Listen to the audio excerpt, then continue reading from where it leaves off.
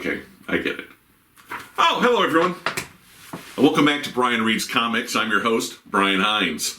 And thank you for joining me for the month of October 2023. I know we skipped September. I got a little busy in October doing the Hunger in the Dusk review and the Short Box 89. I hope everyone enjoyed that. Do me a favor before we get started. Please like this video, subscribe to my channel, click the bell for notifications, and please check out my Patreon page. It's patrons like you who help these videos get made. We're going to dive right into 3 Quickie reviews for the month of October 2023.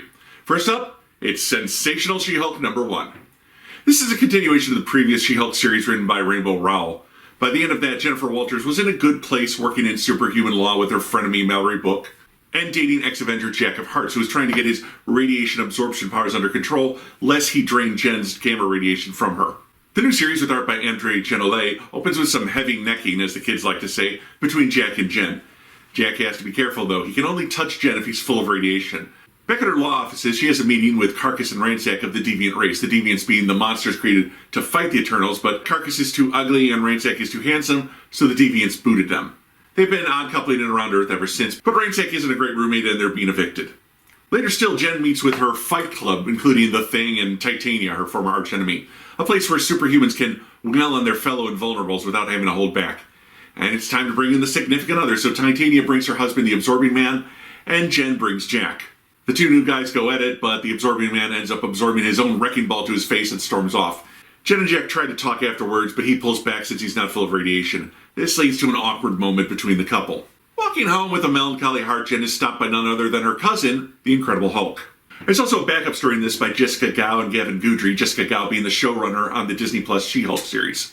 In this story, She Hulk is doing a favor for her father and letting a man tag along to see if he wants to be a superhero, but by the end of the day we realize he was actually meant to be tagging along to see if he wants to be a lawyer. Someone else was meant to be the superhero tag along. Whoops! The backup story is a little bit of fun, harmless. It didn't really mean anything, but it was enjoyable enough. As for the main story, the art by Genollet is solid, a bit cartoonish, but that works for the She-Hulk's tone. Rowell has quickly become one of my favorite writers in Marvel, with her previous revival of Runaways being excellent, and now She-Hulk.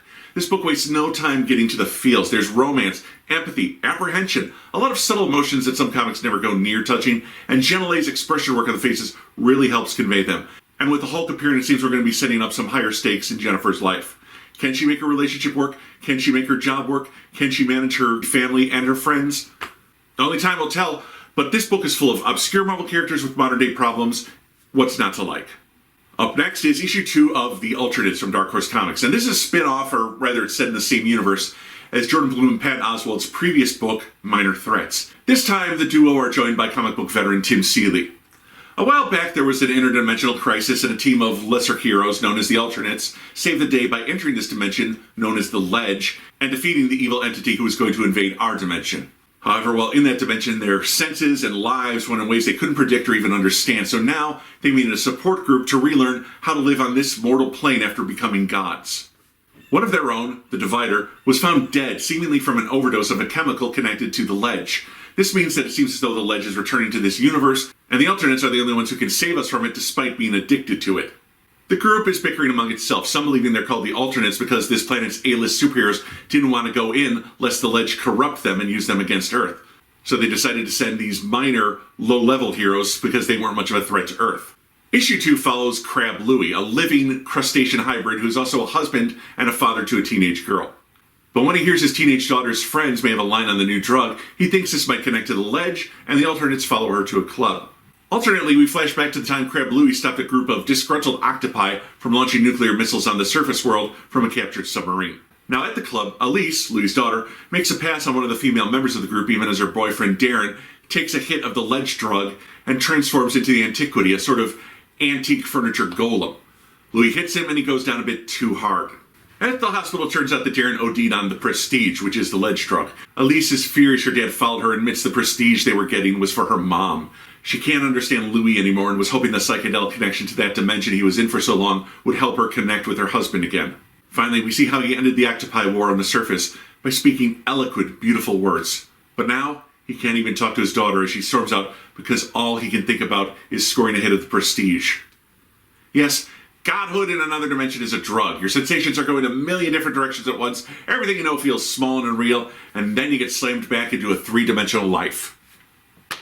This book is another opportunity for Oswald Bloom and now Seeley to deconstruct superhero stereotypes. This issue falls somewhere between Aquaman and The Thing, although no one ever really seems to comment on his inhuman appearance. Kind of like Hellboy. I mean, no one ever points out and screams, "Ah, a demon!" when Hellboy walks in a room. Why? I think with Patton Oswalt co-writing it to be a funnier book than it is. It's not funny, it's absurd at times, like when you see a bunch of octopuses operating a submarine, but we don't get a lot of jokes per se. And this time around, it's less of a straight-up story like it was in Minor Threats. It's more of a mystery being unraveled over the course of the story arc. Why is the ledge back? Who killed the Divider? Will the team survive a second dip into that reality? The book has excellent writing. There's some very cool art by Christopher Mint. He handles all the modern day sequences and has a sort of scratchy, organic style that reminds me a lot of Chris Bocciolo. The flashbacks are all done by Tess Fowler, who renders them in more of a fantasy illustration style, but she makes wonderful use of colors. Now, if you haven't read Minor Threats, that's okay. You don't have to read Minor Threats to read the alternates. But this is a very cool book, with some great art and some interesting ideas. And last up, it's Shazam number 4, the Shazam relaunch for the Dawn of DC era. Mark Waid relaunched the book following the Mary Marvel as the new champion of Shazam status quo. Billy Batson is back as the captain. Mary is now empowered by female gods, and the rest of the family have still lost their powers. There's some great art here by Dan Mora with colors by Alejandro Sanchez. Previously, Billy was helping some talking dinosaurs get back to their home planet, but this led to him being sued or liable for some legal action on that planet. So now there's a top-hatted T-Rex in his house filling out paperwork, while he's on the moon trying to stop Gargax, former Doom Patrol villain, from taking over the galaxy. He was tipped off to this by some talking apes out of Gorilla City, and his personality has become more and more unstable as the gods who empower him are sick of his do-gooding ways. He was supposed to make them famous again, but he's been playing superhero. So now each god has been taking a turn influencing Billy's behavior when he's Captain Marvel. I mean the captain. Hope the Disney gods don't sue me. This issue opens with Shazam before Gargax, who explains that yes, he's been buying tech from those apes, but they manipulated Billy into attacking him. Atlas realizes he was duped and Zeus steps in. But then Gargax introduces Billy to his woman, Zazzala, the queen bee, and this grabs Zeus, notorious horn dog's, attention. Meanwhile, the apes, thinking they can't trust a human to get back their doomsday weapons, launch an attack on the moon. The captain goes in for a smooch, but Billy doesn't want his first kiss to be some weird alien terrorist and calls down the magic word, transforming back into a boy. But before Gargax can swat him, the gorilla militia attacks. Freddie Freeman, Billy's foster brother, can sense that Billy's in trouble through a connection to those gods, but his family doesn't know how to get to him. Meanwhile, Queen Bee uses her pheromone power to get the gorillas and aliens stopped fighting. It's time to leave the moon, but when Gargax objects, she transforms him into a Tinkerbell-sized version of himself, complete with wings. She quickly notices a chimpanzee-sized soldier, but it's Billy. However, before he can say the magic word, he's zapped by a bolt of energy and slips into the darkness. Okay, everything I saw in this issue is exciting, fantastic, even fun. But for some reason, this book isn't landing with me. Between issues, I forget everything that happened a month earlier. For some reason, it just isn't making an impression on me. Again, that's odd, as I like every issue I read, but next month I just don't remember any of it. The art by Mora is excellent, blending with the colors by Sanchez to give the book a very cel-drawn animated feel. T-Rex is wearing top hats, obscure Doom Patrol villains. This book checks a lot of boxes. Yet it just isn't grabbing me. I don't know how to explain it, I can only tell you what I feel. Perhaps this book will do a better job of holding your attention than it did mine, as it seems there are a lot of cool elements there. Maybe it's me. Once again, my friends, thank you for joining me for these Quickie reviews for the month of October 2023. I'll see you back here next month for November 2023. Until then, please, again, like this video, subscribe to this channel, click the bell for notifications, and check out my Patreon page. Until next month, this has been Brian Reads Comics, and I'm your host, Brian Heinz.